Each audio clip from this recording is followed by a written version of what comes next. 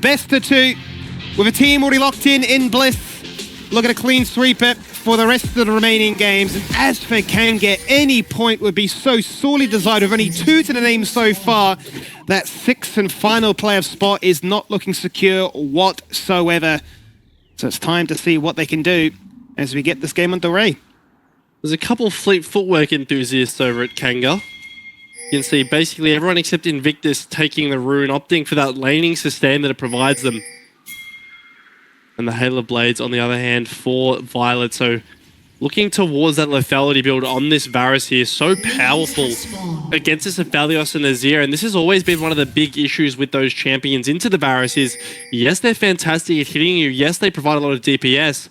But can you actually get in range with a suitable health bar? And that's what Violet is going to be trying to prevent here. Is Bliss also looking to prevent Invictus from starting his jungle clear without being harassed. They're going into the red.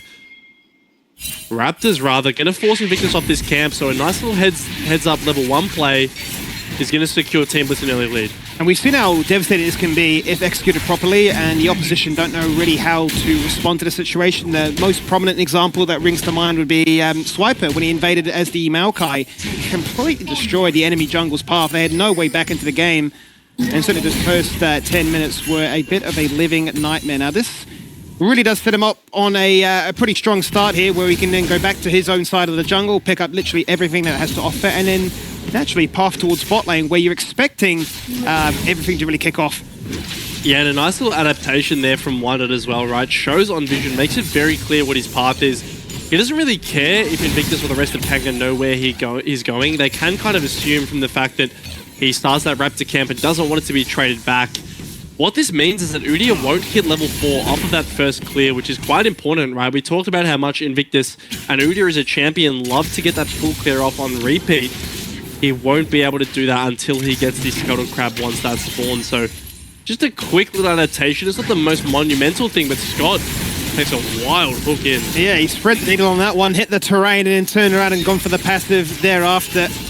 And quite honestly, the HP trade has actually worked in KNG's favour. Not only that, they've also got the Bard heals to look forward to, which is the luxury that Refury does not. I tell you, this may be the worst start that he could have imagined, because Harry, from the very get-go, has just said, this is how this lane's playing out. Even if we are scaling control mages, this early game pressure is going to be unrelenting.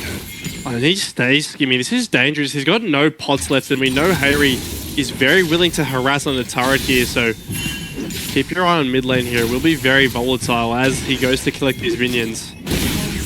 But laning against Harry really is just a different beast for a lot of these mid laners here, right? You can see he's teasing the flash here with the flash Q, W auto.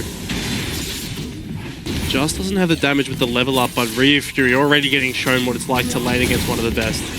Certainly is, and honestly, I don't feel like Harry is under any real great pressure to force that flash, force his hand. He knows that he's already in a winning position, and whilst it's not a gold, experience advantage in that regard, he's won the lane outright just by holding it in suspension, as you can see right there. The longer that Refu agrees to teleport, the worse it gets, and it's going to really impact Invictus's already poor start, so it's a twofold affair.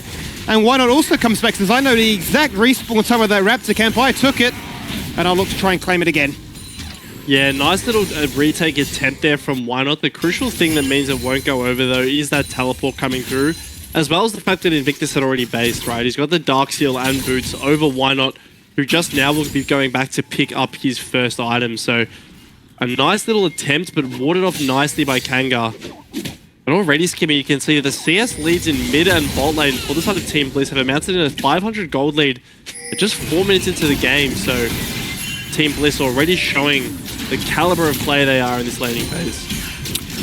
So they are, and it really is business as usual for them. It's a fantastic start for Violet here, who, with the Halo Blades and the Ghost Flash setup, just wants to really stand and deliver and make sure that the optimal uptime is there, especially into a very nimble team. I think it's going to have a lot more value as the game progresses, especially into the Udyr. As the fight takes place, and Kurak is burning, the Ignite is ticking, and the Flash was perfect to dodge out that piercing arrow. Well, for sure we would have seen at the 5-minute mark our very first blood. Yeah, perfect flash there from Kurak. He knows that that's the only time he can dodge the piercing arrow. Without that heal to come through because of the Ignite, it would have been certainly fatal.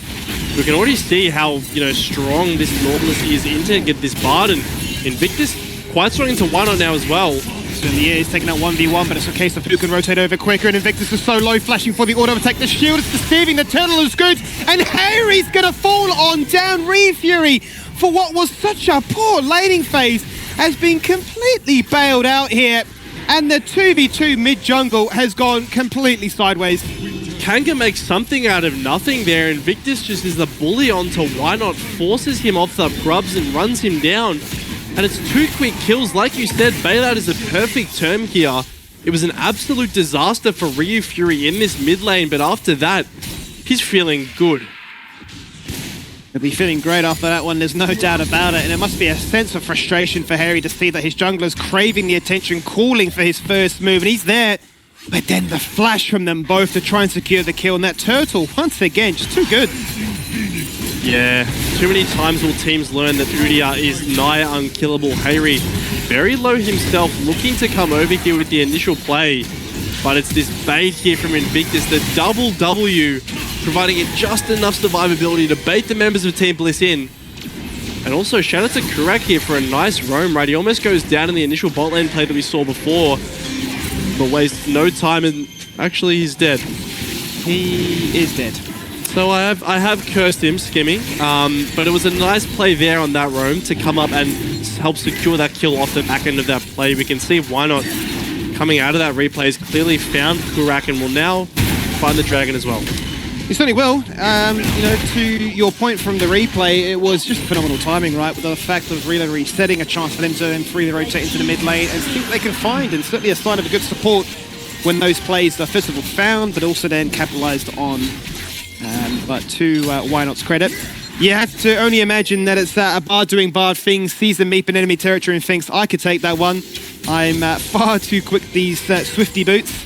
But gets caught out in no man's land. Well, let's see what that does in terms of impacting this jungle matchup, because it's now Invictus' chance to try and make things happen as the Re-Fury goes on in, shuffles over the shockwave, would you believe it?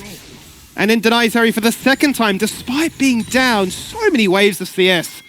Very nice maneuver there from Ryu Fury to dodge the shockwave. Yes, he's down so much CS, but he's actually trading quite nicely into this Orianna. You can see now HP bar advantage. As here we go, we take a look at what happens to Kurak here. Unfortunately, steps a bit too far forward. Wynot's in the area at the right time, and they actually almost let him get out here. This looks like it takes a while here, given we remember Viego was the one who came out with the Bard's Soul. So it will just be a little bit of a wild goose chase, but ultimately ends up going down. It feels in a way there from Violet thinking, am I getting given this kill? Or are we just taking our sweet time with taking him down? Ultimately, Wynot will be quite happy to get himself back in business and get himself to that Bladed Rune King as quickly as he possibly can. Meanwhile, though, in the bot lane, level 6 is there now, so Violet certainly can be fairly aggressive, but the Train of Corruptions has already been burnt. He's going to stem the aggression in the straight 2v2 for the meantime, as Scott is standing on a ward. So the visual control, or the wall control, is not going to be anywhere near as prevalent as it would be otherwise, of him just trying to threaten a hook, because they'll completely know what he's up to. But I think top lane is probably the only area of the map that he's not really talked about. It's been the quietest. Yeah, exciting stuff. There's a 3 CS lead for Woodon right here in this Na'Vi versus K'Sante matchup. Basically not really expecting much to come out of this until, you know, either the jungler or support decides to come up and fight for the grubs. But bot lane here, you can see both junglers have identified that this is really where the action is going to unfold, as a hook almost finds Invictus actually in that bush there. But it's about this wave. You can see the KNG want to get this one under the turret. They want to crash it. And they do have the red-white guns on Ophalia. So kind of the best guns that you want to have if the melee was about to break out. And Invictus just here to hover to make sure that jungle that goes in without any jungle interference. It does mean, and I'm sure Bliss are fully aware of this one. First of all, knowing that their jungler's not in the area, but the fact that KNG are playing so aggressively would certainly speak volumes. Would give away that something is a little bit fishy here, as Re-Fury is going to plant some vision of his own in the top side of that river. And he's going to get shielded then by Invictus pathing back up to his aid. Now, Wynot's managed to sneak himself in here. They have no idea, with the top half of that map completely lit up red in favor of Bliss. Not going to find anything here for the meantime. He's going to peel away to his own Raptors, but Void Grubs are threatening And with Kurak on the roam, it may just be Kanga favored. Crucially, he will get spotted, and Bliss's jungle and support are also here to match. The big difference maker will really be whether these solo laners can come down and impact this fight. You can see Woodon's Mega is timing out right now. Why not wants to find something for Invictus, but he's very tanky and very slippery. Certainly is. Void Grub's taken away, and Invictus securing it with the smite from afar is saying, well, that's one for us. Certainly be happy about that one, but how many can be taken by the rest of Bliss? Similarly, just the very last one, so the spoils share between both teams. No chance for a Void Might here today. More of a denial than anything from the side of Bliss there, making sure that that 5 or 6 isn't going to come through to the side of Kangas. Meanwhile, we check back in with top lane. A little bit more of a CS lead accrued for Woodon here. He's having a nice time in this matchup. This matchup basically just gets better as the game goes on. Nah gets more range, he gets more mobility, gets more items. He really does become a threat who can actually damage this Cassante, who otherwise is an incredibly tanky champion. And mid lane is somewhat equalized a little bit. You know, Ryu Fury is still at the hands of Hayuri whenever he wants to take those trades, but at least in terms of CS and gold, it's not the worst thing in the world here. We'll go back to base and TP back just in time for Dragon to spawn. Certainly will. That'll be the next major focus, given that Bliss got the very first one under wraps. They'll be certainly quite keen to try and force a fight, especially now knowing that the National Sooth has been complete by Ryu Fury, but that's not to second guess that with Wino having picked up the Kraken Slayer, he certainly packs a punch as well. It does feel like Bliss just had that slight extra bit of damage. And I do feel like the top laners will be the difference maker here, whether or not they feel like they need to burn that teleport or not. Both would be certainly craving a reset back to base, sitting on only really completed boots and a sword or a cloth armor to boot too. But it looks like Kanga to start things off, and it's on Vision, and the hook goes out. Scott's there to follow, the portal's there, but he can't reach it. The CC is just too much to bear. A nice CC chain there from Team Bliss. They don't allow Kurak to get towards that portal, instead just one-shotting him where he stands, and that should be enough. You can see the TP expended to top lane for Biopanther kind of signals that they feel confident in this, taking the Dragon, and Ryu Fury's been found. He certainly has been found. Scott's got his job. Whoa. What a scoop with his last breath there. Ryu Fury tries to make it happen, but it's too early in the game. The damage doesn't really matter, but it doesn't really seem to change much, because Invictus just drive-bys into the mid lane and says, thanks for the scoop, I'll pick up. I am the carry. Selfless play there from Ryu Fury. Sacrifices his flash right before he goes down to get that scoop that enables Invictus to pick up the kill. But meanwhile, it's a second Dragon going over, and Hayuri is really the big benefactor of this play, because he's up 30 CS now, he's up some plates as well, and this Orianna is quickly turning into a problem. Certainly is. It's the makings of a very scary champion, just slowly getting stronger by the second. You can see with that chapter already there, and with the tier working its way to becoming a fully stacked up one. The Ceres will be a bit of a reality very shortly. You can see with the most gold in the game, Harry is certainly in a very comfortable position. Lane dominance has definitely been his best friend despite dying in that straight 2v2. But Violet not too far behind, and is definitely doing what is required of the lethality Varus. Yeah, Violet quietly achieving 150 CS to his name now, just posted up in this mid lane, kind of the ideal position for a Varus, right? Able to poke out whoever comes, has so much range, he can walk towards these top lane objectives as well, like they're looking at now. Hayuri has just based, but does have a teleport if he wants to join. Just completed the Archangels, he's very strong right now, and that TP will be enough for Kanga to back off, at least for the moment. Certainly will be. Biopanther zoned away from the top side now. Flash hook, there's Scott jumping on in, looking for the fight. Fantastic. Tempered Fate zones him around as they come out. Invictus drops the Phoenix Flames and procs the combustion to burst them into a sphere of fire. But the shockwave, it's so overkill, but it's enough to get the kill in the end. So they found two so far. They've only lost their support in the process. They've traded up beautifully, and then why not? Realizes that you're a little bit too slippery on that bar, gets baited by the allure of a potential bar portal. Kurak stands still and just resigns himself to death, and somehow Woodon is in Africa here, surrounded by two very low members, but is unable to take Biopanther down with him.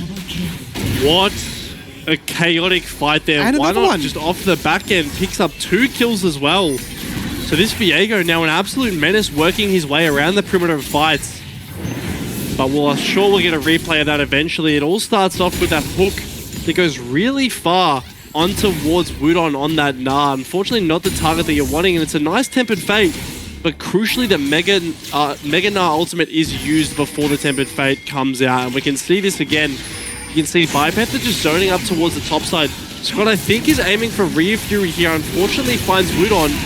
That Tempered Fate is huge, but look at where the Mega Gnar ulti is used. It's only onto the Nautilus, so yes, Scott falls down, but suddenly Why Not is able to get onto your backline. And once that happens, he really just runs amok here, drawing the attention of Kurak, who he takes quite a while to run down, but eventually will find. And off the back end, Ryu Fury trying to kill him as well, ends up going down. So this Viego 5th pick working out very well in the favor of Team Bliss. It certainly is. It feels nice to see a 5th pick find some level of success. He jumps through the portal, says hello to Ryu Fury, and then just drops the hammer and gets it done with his very last breath. Unbelievable right there. I think the biggest tragedy of it all for me, Max, was the fact that the bot lane of KNG overlapped their ultimates together. The Moonlight Vigil doing absolutely nothing, and you cannot afford for that to happen, or you will be severely punished. Well, Team Bliss with a 3,000 gold lead. Break open the mid lane, finally finding their very first turret, only 17 minutes into this one, and you'd say are sitting pretty in this game, given they've got 2 dragons already, and they've got the 3rd one to look forward to in just under 60 seconds now. Yeah, sitting absolutely pretty as well. They have the Rift Herald in their inventories to break down a further turret whenever they please. Really good spots across the board here. The Archangel's first item for Hayri, just to provide a fair bit of survivability in those longer lanes. We know that often when you have an Azir into Orianna matchup, you do want to target that because of the shuffle that you can always have when that Orianna has no flash. But you can see Why Not walking up with him, making sure that no member is left isolated. And will now head down towards this dragon to set it up for what could be a sole point for Team Bliss. So it could be, and it might be that final nail in the coffin already so early into the game. So much so that objective bounties do favor Kangen out. As you can see, Invictus is threatening that in the top lane with Harry making the slow run back. Ever so patient. He's going to get a nasty surprise as that spell shield is instantly broken. And he realizes that he's not got anywhere really to turn. Left, right, and center, they're all on his head. A self-cast of the Shockwave is not going to pack the punch he's hoping for, and the bounty will be claimed. Nice window there by Kanga. So that's very smart play to actually get to the position that they were. You can see that water in the Tribe Rush would have spotted off, you know, your typical diving route. So Hayri kind of has this illusion of safety that baits him into walking up while his team's a dragon. And this Orianna, yes, she's very strong, but can't really do much against 3 members without flash. So getting these kills onto Azir is incredibly important, and a nice little capitalization there from Kangol. Certainly is. It's been a bit of a messy game here for Ryu Fury, but we know what he's capable of on this champion. Very selfless at the best of times, especially on this one. Making sure that if he goes down, he's going down swinging. And to tell you, looking at this one, it looks like Bliss are very much in the lead, given that they do have those 3 dragons, but it's certainly a case for Kanga to answer back with some clever maneuvers of their own. They've got so much mobility in this team that all it really will take is a case of just catching out a few more members to balance the books again. Yeah, this Bard is able to make up for a lot of the movement deficit that Udyr has, right? He's kind of unable to get over walls by himself, but thanks to the magical journey, he can really take some creative paths that you wouldn't expect from an Udyr. Now, speaking of creative paths, Team Bliss have taken one to defend Hayri down bottom. Certainly have. Shockwave on his head, and Ryu Fury goes on down. One up becomes the Azir and shuffles through the wall to deter any more members of Kanga deciding to be aggressive and step up and staunch them out of taking his bot tier 1. Which they will certainly confirm is going their way. And with the aid of a teammate, everything a little bit stronger now as he's able to make things happen. Mid lane note, we do see the bot duos deciding to plant themselves here, and with nothing provided to shove it out, he's just on priority duties. There's, I tell you what, Bliss are not content with finding 1 tower, they go for 2. Yeah, I mean, Ryu Fury's still dead, right? You may as well. He does have the TP, but won't have it up in time to be able to actually defend that turret, and that's a huge gold injection, right? Those outer turrets are so valuable. If you get one onto a carry like they just did onto that Orianna and Viego, it really can spike them ahead in the gold, and we can see that now. Almost 9,000 gold for this mid-jungle of Bliss. They are sitting very far ahead of everyone else in this game. And it really shows them what they've been able to produce in these team fights so far. Yeah, nobody really holds a candle to them at this stage, do they? It's a bit of a divide, a fairly big gap between them and even the rest. I mean, even Violet's still 1,000 gold behind his teammates, so it shows just how far ahead they are. And despite that first blood going against them, I mean, it's just the measure in which they've bounced back, which really paints the picture as why they deserve to be our first seed. Just such a formidable opponent in every single role. The way they move around the map is so well rehearsed as well. You can see bring multiple members up as the Chains of Corruption have found Wudon. Maybe that's not the one you want there, Weiner. As we compliment him, he suddenly goes in and actually gets himself in a very precarious situation. He's going to dash away to safety. He tries to hit the fadeaway stun to help out his teammate. Locked inside a Tempered Fate. Good flash to dodge out that Moonlight Vigil. Into the shadows he goes again, clawing back out to find that reset. But it's a double for Harry, who gets the job secured. And with the Baron on their doorstep, you wonder if they'd entertain it. Weiner is ever so low. He's really low, but he has this Cassante who can take up the Baron for him, as well as, you know, the inbuilt sustain that Viego has in his kit. And it looks like Kanga are acknowledging that they just have to give this Baron. It's a big swing of a team fight, and ultimately those 2 kills are enough to secure the Baron for Team Bliss. They might want to look at Ryu Fury too. Certainly will go from the shockwave on his head. No chance he can hit that flash button there, Max. It's going to come in a little bit too little too late. Beautifully executed there by Bio. Not going to get shoved away by that Emperor's Divide. Pixel perfect. Once again, Ryu Fury looking for something that gets punished. But let's take a look at this initial play, because why not takes the Hex Gate a little bit deep there to start the play off. Meanwhile, Wudon is flash ulting Violet into the wall, and Kurak has a nice Tempered Fate to buy some time, but ultimately it's not enough once Fire Panther rocks up. This Cassante is just immovable at this stage, but he is very capable of moving enemy members, and that's exactly what he does there, to be able to find those 2 kills and find the Baron. I think what's quite impressive from that one is the lack of panic out of Why Not's play there, given that he was caught after going through the Hex portal, and he's able just to ult to safety, and at the very last moment it's looking like a foregone conclusion that he's going to fall on down, dodge out the ult, dodge out the Narbrick with the flash away to safety. Good heads-up play, good confidence, as they'll continue now to march their authority straight through the mid lane. They've already got 4 towers, soon to be 5, as the tier 2 and mid falls on down. And ever so strong is their pressure that they can actually afford to go for a 1-3-1. 1-3-1 with Violet by himself, nonetheless. That's how much confidence they have in their lead so far.